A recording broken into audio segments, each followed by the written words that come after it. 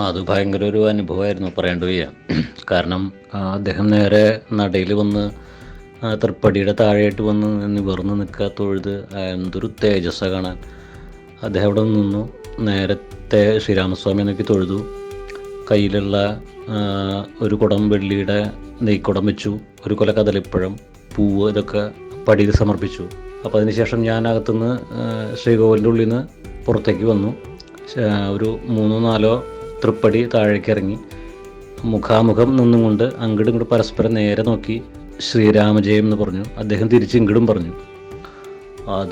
അത് കഴിഞ്ഞ് ഈ അദ്ദേഹം സമർപ്പിച്ച ദ്രവ്യങ്ങളെല്ലാം ശ്രീരാമസ്വാമിയുടെ പാദങ്ങളിൽ സമർപ്പിച്ച് അദ്ദേഹത്തിൻ്റെ പ്രസാദവും കാര്യങ്ങളൊക്കെ വേണ്ട പോലെ കൊടുത്തു.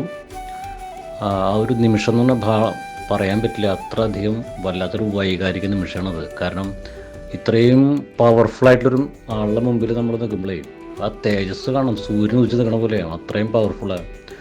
കാരണം യോഗ ചെയ്യണതിൻ്റെ ആ പ്രത്യേകതയും ആ ഒരു പ്രൗഢിയും. അപ്പോൾ അദ്ദേഹത്തിന് മുമ്പിൽ നമ്മൾ ആരുമല്ല എങ്കിലും ആ തേവരുടെ മുമ്പിൽ നിൽക്കുമ്പോൾ അതിനൊരു പ്രത്യേകത നമുക്കുള്ളത് കൊണ്ട് അദ്ദേഹത്തിൻ്റെ മുമ്പിൽ നമ്മൾ വളരെ വിനയാന്വയായി നിൽക്കണം. അദ്ദേഹം ഇങ്ങോട്ടും അതേപോലെ വിനയത്തോടുകൂടി നിൽക്കണം.